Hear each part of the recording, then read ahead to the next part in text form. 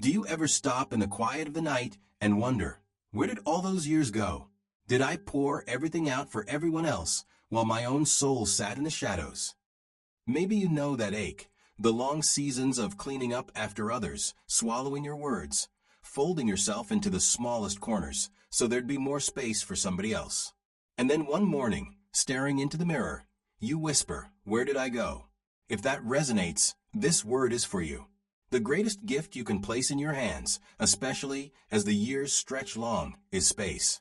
Not out of spite, not because love has run dry, but because you've learned shrinking isn't living, stepping forward is.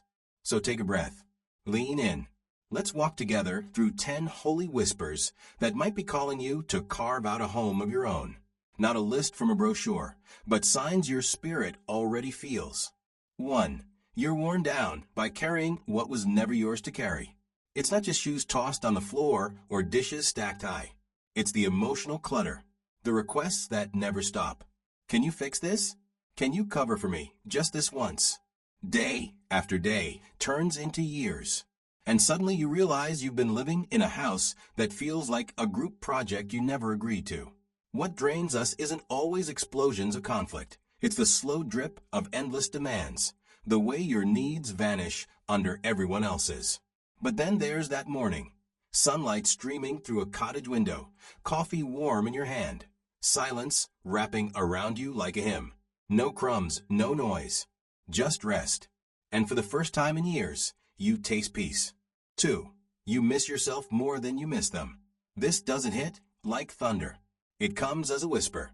You've worn the titles, parent, spouse, caregiver, anchor. But somewhere along the way, your own name faded. You kept the lights on, the schedules moving, the house upright. Yet folding laundry one evening, you look up and think, where did I go? Then it dawns, you've missed you. The dreamer who stayed up late with a novel. The one who baked pies just because. The soul who strummed a guitar on the porch. Living alone doesn't mean you stop loving others. It means you finally remember to love yourself. That's not running away, it's coming home. 3. You secretly savor the little quirks when nobody's watching. Here's the beauty that makes people chuckle. Living alone lets you be delightfully odd. You can narrate your cooking like a TV host. Sort socks by moods. Dance through the hallway without shame. Sing off-key and laugh at yourself. These aren't foolish quirks, they're freedom. When you live with others, you edit yourself. When you live alone, you unmask. The raw, uncut version of you, awkward, authentic, alive, finally breathes. And maybe that's the clearest sign of all. When you whisper, "I'd only do this if nobody saw," perhaps it's time to build a life where nobody has to. 4. Your health rises when the noise fades. The world assumes solitude will weaken you. But the truth? When the constant strain is gone, when conflict and demand stop humming in the walls, the body finds its rhythm again. I knew someone who tried living with family. It looked wise on paper. Company, shared expenses, a watchful eye. But under the surface, health began unraveling. Sleepless nights, pressure soaring, stomach twisted tight. Not from age, but from stress. One day he laughed and said, "I'm spoiling like milk in the sun." So he moved to a modest place by the water. Within months, his body came back to life. Pounds dropped, pills reduced, rest restored. He called and said, "Turns out peace is cheaper than prescriptions." Stress erodes faster than age itself. But solitude? It heals. 5. You rediscover the sacred joy of shaping your own space. Step into a room that reflects you and watch your spirit lift. Shoulders ease. Breath deepens. It feels like home, finally. I think of a woman who, after years of raising children, moved into her own apartment. She bought a pink kettle, loud, bold, hers. Painted the walls lavender. Hung fairy lights that shimmered at night. Built a sunlit nook with a sign that read, "Quiet Zone." No chaos. No compromise. That's the miracle. A house becomes a sanctuary. No more asking, "Will they mind?" It's your candle, your rug, your song. Even the smallest detail becomes a banner of freedom, whispering. Your voice still matters. Your joy still counts. 6. You notice you're always the one bending. You've been the adapter, the one who yields, who smiles, who stays quiet to keep peace. A guest in your own life. I once heard a man say, I thought I came here to heal, but I feel myself disappearing. His favorite chair hidden, midnight walks hushed, even his coffee altered because its aroma was too strong. That's what endless bending does. It erases you. But when you live alone, compromise no longer steals your breath. Freedom returns. Music at sunrise. Dinner at midnight. A puzzle sprawled across the table for days. This isn't selfish, it's resurrection. 7. Creativity awakens when solitude gives permission. Space is important, yes. But creativity craves something deeper, permission. And often, permission doesn't come until the noise is gone. I met a woman who didn't touch a paintbrush for decades.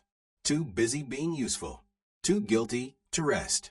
But when her marriage unraveled, she moved into a little bungalow and turned the spare room into a studio. And the art came rushing out. Birds so vivid they looked ready to fly. She laughed and said, living alone isn't just quiet, it's like a dam broke. I can hear myself again. That's what solitude does. It releases what was waiting inside you all along. 8. You feel lighter when love stops hovering. Families mean well, but sometimes their care feels like bubble wrap. Every move watched, every choice questioned, and nothing weighs heavier than being treated as fragile. One woman, tired of constant monitoring, found her own apartment and called it her sanity sanctuary. There she ate ice cream at midnight, carried her own laundry, watched crime shows in peace. Later she said, I didn't realize how heavy it felt being monitored. Now I feel light again, spirit and body both. Living alone doesn't make you fragile. It reminds you you're capable, strong, free.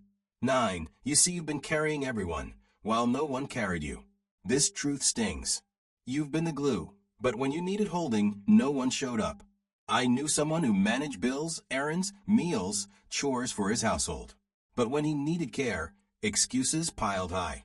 Lonelier than being alone is being invisible in a full room. So he chose change, found a place near the library. Now he plays cards with friends, volunteers at the senior center, writes his stories down. No one's making me dinner, he said, but I'd rather eat alone than feel forgotten in a crowded house. Living alone doesn't mean unloved. It means you finally love yourself enough to receive the care you always gave away. 10. You stop waiting for someone else to tell you your life matters. From childhood, many of us believed life only counts if it's shared, if there's a partner, a busy home, a table full of voices. But with time, the veil lifts. You see the courage of not waiting anymore. I once heard a man say, I thought I was lonely, but really, I was just bored. And boredom can be healed. So he stopped waiting, bought an old RV, drove to towns he couldn't pronounce, ate breakfast in the desert, lunch in the mountains, dinner under the stars. And when asked if he was lonely, he chuckled. I felt lonelier at crowded tables than I ever did in the Grand Canyon. That's the truth. Living alone doesn't close the door to connection. It means you're no longer waiting for someone else to press play. You're whole right now as you are. So pour tea into the good china, even if it's just you at the table. Dance barefoot in the kitchen. Paint the wall the color you love. Adopt the pet that makes you laugh. Anyone who joins you is a blessing. But remember, you are the main event.